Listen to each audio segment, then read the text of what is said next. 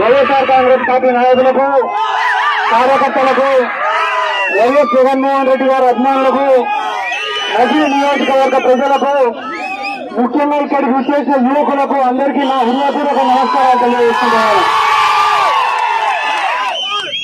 ఇంకా ఎన్నికలకు కేవలం 24 రోజులు మాత్రమే సమయం ఉంది. ఈ రోజు రాష్ట్రంలో ఏ సర్వే రిపోర్టు తీసుకున్నా, ఏ ఇంటెలిజెన్స్ రిపోర్టు తీసుకున్నా, ఏ 10 మందిని అడిగినా వచ్చేది ఎవరు అంటే వైఎస్ జగన్మోహన్ రెడ్డి గారని చెప్తున్నారు. నాకు ఆర్కే రోజా గారంటే చాలా అభిమానం, గౌరవం. నా వంతుగా నా మద్దతు తెలపాలనే ఉద్దేశంతోనే ఈ రోజు నగిరికి రావడం జరిగింది.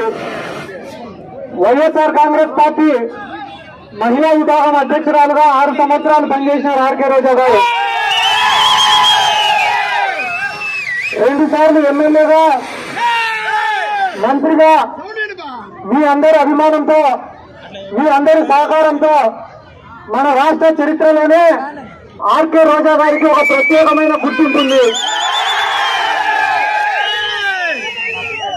ఏ రాజకీయ నాయకుడికైనా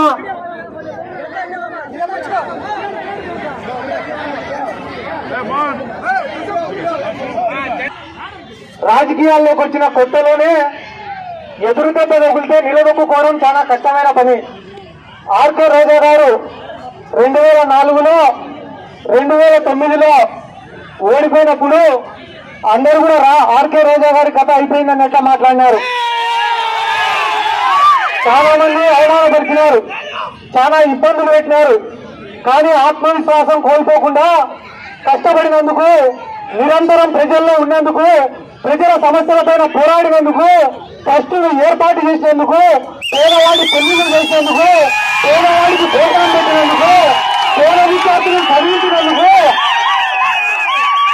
24 గంటలు 365 రోజులు కష్టపడినందుకు ఈ రోజు ఆర్కే రోజా గారు ఈ స్థాయిలో ఉన్నారు. 25 సంవత్సరాల అలుపెరుగని పోరాటం ఆర్కే రోజా గారి జీవితం. ఎవరిని అడిగినా కూడా ఆర్కే రోజా గారి పోరాటాన్ని గొప్పగా పొగుడతారు. 25 ఏళ్లు పోరాడితే దాన్ని ఒక పోరాటం అన్నా కూడా ఒక అర్థం ఉంటుంది. కానీ మన రాష్ట్రంలో పవన్ కళ్యాణ్ కూడా ఉన్నారు.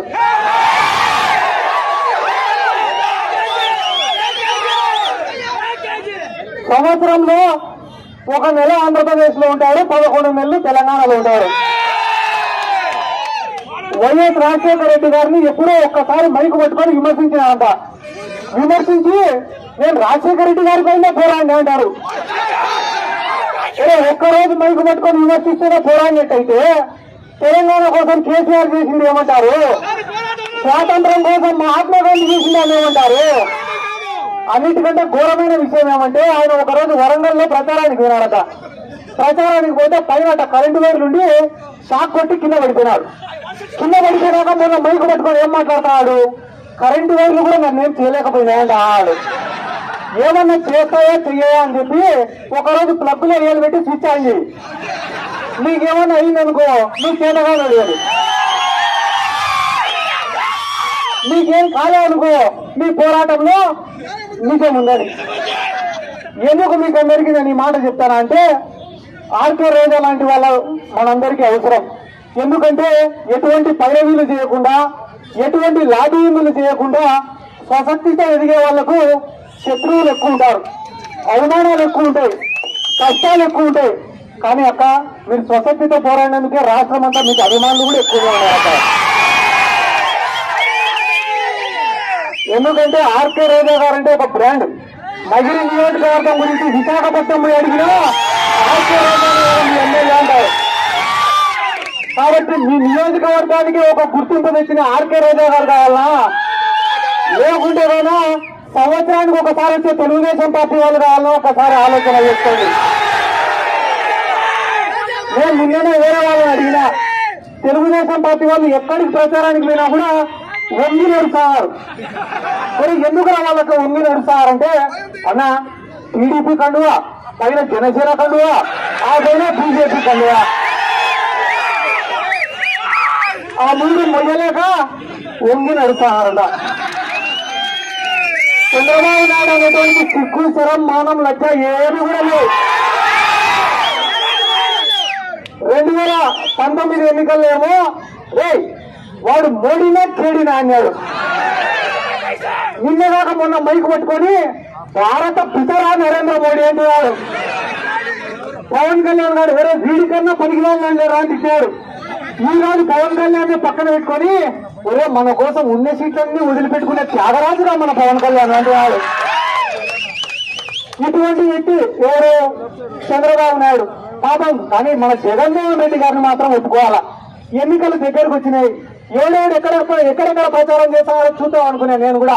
పాపం పవన్ కళ్యాణ్ పిఠాపురం నుంచి కదలడంలే, నారా లోకేష్ మంగళగిరి నుంచి కదలడంలే, పాపం చంద్రబాబు నాయుడుకి కుప్పంలో కూర్చున్నాడు. ఎవరి సీటు కూడా గ్యారంటీ లేదు ఈరోజు. కాబట్టి మన రాష్ట్రానికి అన్యాయం చేసింది కాంగ్రెస్ వాళ్ళు, బీజేపీ వాళ్ళు. చంద్రబాబు నాయుడు బీజేపీతో ఎందుకు కలిసినారో తెలీదు, ఎందుకు విడిపోయినారో తెలీదు. కేసుల కోసం ఇప్పుడు కలిసినా, కేసుల కోసం ఇప్పుడు కలిసినాడు. 2014లో ఎందుకు కలిసినాడు? కలసడం మాత్రమే కాదు, ఇద్దరు పిల్లల్ని కూడా కన్నాడు. కేంద్రంలో ఈ 2 మంత్రి పదవులను తెలుగుదేశం వాళ్ళు తీసుకున్నారు, రాష్ట్రంలో 2 మంత్రి పదవులను బీజేపీ వాళ్ళకి ఇచ్చినారు. బాగా కలిసి తిరిగినారు, ముద్దులు పెట్టుకుంటూ తిరిగినారు, కాపురం చేసి ఇద్దరు పిల్లల్ని కూడా కన్నారు. కానీ ఏమైందో ఏమో తెలియదు, ఉన్నట్టుండి విడిపోయినారు. విడిపోయిన తర్వాత 5 ఏళ్ళు తిట్టుకున్నారు, కొట్టుకున్నారు, అన్ని చేసుకొని మళ్ళీ ఈ రోజు ఉన్నట్టుండి బీజేపీతో కలిసిపోయినాడు ఈ నారా చంద్రబాబు నాయుడు. అన్న ఒక్క విషయం గుర్తుపెట్టుకోండి, ఈ ప్రజాస్వామ్యంలో ప్రజలు కానీ ఒక మనిషిని మంచి అని అనుకుంటే ఏం లేనైనా కూడా గెలిపిస్తారు. ఈ ప్రజాస్వామ్యంలో ప్రజలు ఒక మనిషిని చెడ్డోడు అనుకుంటే వాడు ఎంత పెద్దోడైనా వాడిని ఓడగొడతారు. నిజంగా చంద్రబాబు నాయుడుకి ఆయన పైన నమ్మకం ఉంటే ఒంటరిగా రావచ్చు కదా. తెలంగాణ రాష్ట్రంలో ఒక పక్కన రేవంత్ రెడ్డి నిలబడ్డాడు, ఒక పక్కన కేసీఆర్ నిలబడ్డాడు. ప్రజలు రేవంత్ రెడ్డిని ఓడగొట్టారు, కేసీఆర్ ఓడగొట్టాడు, ఒక సామాన్యుడిని గెలిపించినారు. ఎందుకంటే ప్రజలకు ఏది మంచి ఏది చెడు అనేది తెలుసు కాబట్టి. మన రాష్ట్రంలో కూడా చంద్రబాబు నాయుడుకు నిజంగానే నిజాయితీ ఉంటే ఒంటరిగా రావచ్చు కదా, రాడు. ఏ రోజు కూడా చంద్రబాబు నాయుడు నన్ను చూసి ఓటేయండి, నేను చేసిన పనులను చూసి ఓటేయండి అని అడగడు. మోడీని చూసి నాకు ఓటేయండి, పవన్ కళ్యాణ్ చూసి నాకు ఓటేయండి. ఏదో వాళ్ళని చూసేదానికైతే వాళ్ళకే చేస్తాం కదరా, నీకెందుకు చేయాలి ఓటు?